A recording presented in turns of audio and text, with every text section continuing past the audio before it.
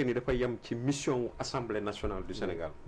ñun nous sommes des militants du non-alignement. ay réew la ñu nga xam ne suñu doolee barewu ko. matewu ko. de sorte que ñun li ñu arrangé mooy être à équidistance des superpuissances hégémonistes et hégémoniques mooy Russie muy États-Unis muy Chine. dañu war a diggu doomu suñu diggante ak ñoom dafa war a nekk diggante boo xam ni. dañuy jaambure ci seen ay questions de fond dañ ciy jaambure fu nekk. ñu xam ne suñu njëriñ ma nga fa. ñu dem jëli ko ci njekk ak teraanga. ci masla mais buñ jël mais jël position jël jébbalu ji. way baaxul. xam nga li nga xam ne li tax ma ne la li Malick Ndiaye def. li mu wax ci kàddoom. président ak njébbal feeñ na ci kàddoom rek njébbal feeñ na ci. parce que xam nga nit ñi dañu amee seen nopp di dégg amee seen xel di réfléchir. xam nga bu fekkee da nga ni autoproclamer la Chine comme la première puissance mondiale. ce qui est archi faux. hein wane na ni yow am na foo teg Chine foo tegul États-Unis wala foo tegul. ba pare attention nekk président Assemblée nationale ça c'est extrêmement grave. Il n'a pas le droit de nous engager dans cela. le seul responsable de la démocratie grave loolu am pour te dire que ni ñi politique la diplomatie c'est le président de la République. xam nga boo toogee taxaw naan ci jamono ju ñu nekk nii nga taxaw américains yi ñi ngi fii Sénégal. ñi ngi fi am représentation. la ngay làkk ci wolof. dañ ko xam nañ ko. la ngay làkk ci tubaab xam nañ ko. xam nañ fa nga leen féetale par rapport ak Chine gis nga Chine. man maa gën a jekk ci Chine. man mi nga xam ne man j'ai été formaté dans le maoïsme pur et dur. le marxisme-léninisme et la pensée Mao Tse-tung. Mais la Chine a cessé d'être communiste depuis très longtemps. La Chine est libérale. La Chine a une économie de marché. Une économie libérale.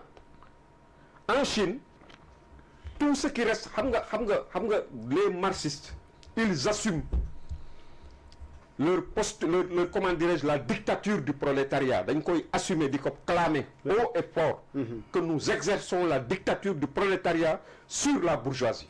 Parce que c'est noble. Parce que nous avons ci askan wi ñoom la ñuy tëggoo. mais ku ko bëggoon def nag doo jël ay oto yi jar ay millions. mais di ko jox ay nit ñi daw pendant ce temps-là les Sénégalais sont là. la Chine nag. même loolu mu doon tëggoo. absolument dictature jël la paysannerie pauvre et la classe ouvrière di ko tëggoo ni ñoom la taxawal. loolu amatul. depuis très longtemps. depuis ñoom Deng Xiaoping loolu amatul. la Chine a cessé d'être communiste. tout le monde le sait ça.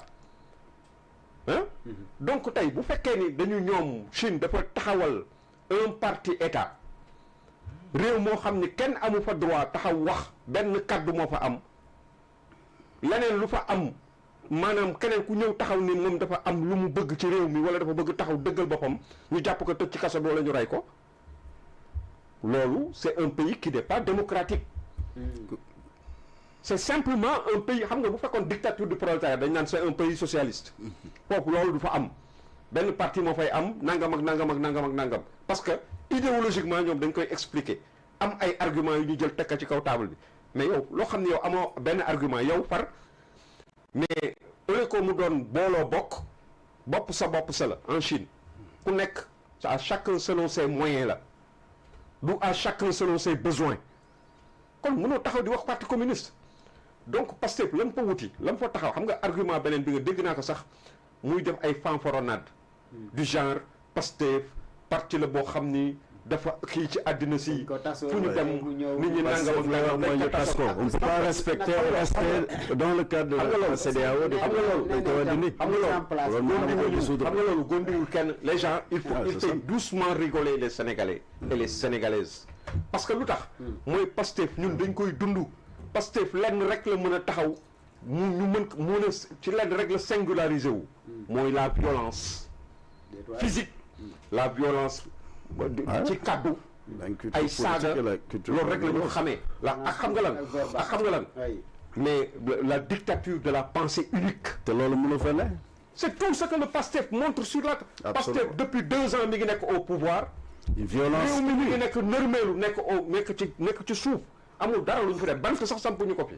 donc booy tiitaroo Pastef mais xam nga kuy sàqami te dara nekkul sa gémmiñ El Malick Ndiaye doit comprendre que sa bopp ngay naxoo kenn. ñaareel ba encore leneen li ma la bëgg wax mooy. gis nga tey ñoom xam nga lan moo ko attiré. ci Chine. ba mu bëgg langaamu ci Chine. ba di taxaw ni naan xam nga argument bi mu wax nii xam nga mi ngi disculpé wu. en disant que en essayant de sëlëm sénégalais du genre. nous n'avons pas amené le drapeau. C'est le drapeau a été conçu en Chine. Que le drapeau soit conçu en Chine par moom. Il est aussi le drapeau du parti communiste mi. non ñoom seen drapeau.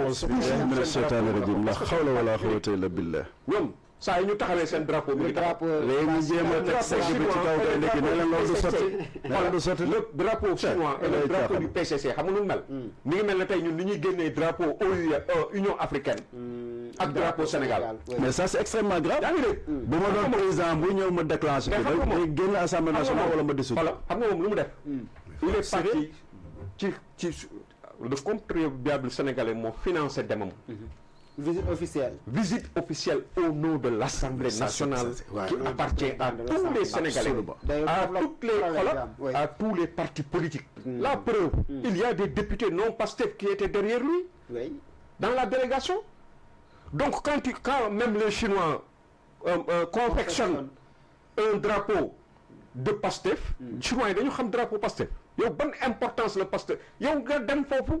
mais on t'a même pas on t'a pas reçu. amul jeexital dem nga fa visite officielle. mais xoolal boo demoon ci rabkat yi ne fii. les artisans là. ñu rabal la ko nga yóbbu rabalale seen bopp. ñoom bu Chine bi nga rabal leen. xam nga loolu bu am sens. day dem ñu conversion d'état responsable. te loolu boo ñu ko fa. un homme d'état responsable il aurait dit attendez il faut pas confondre le parti et l'État. Oui, c'est vrai. Nous avons un parti. Nos autres camarades qui sont avec nous, nos autres collègues qui sont avec nous.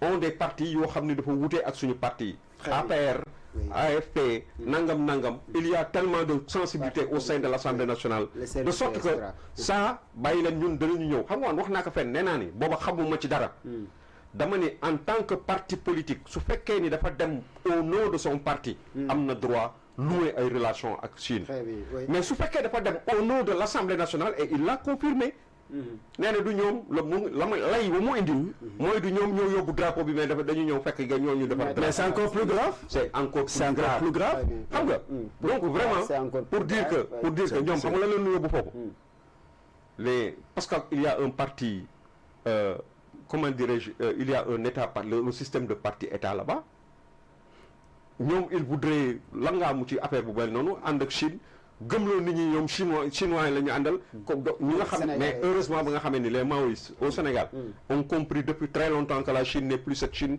de Mao Tse-tung. Très bien am na solo yow lan nga jàpp ne c'est plus grave le fait que ñu ñëw fekk ñu mettre confectionner drapeau bi non seulement mais aussi teg ko ci taabal ji lan nga ci jàpp ne moo ci gën a grave mais est-ce que itam vraiment wax ji yëpp daanaka mooy El Hadji Malick Ndiaye est-ce que waroon na mën a affirmer itam encore une fois devant tous les Sénégalais jàpp ne c'est le parti boo xamante ne nii xëy na moo tiital Sénégalais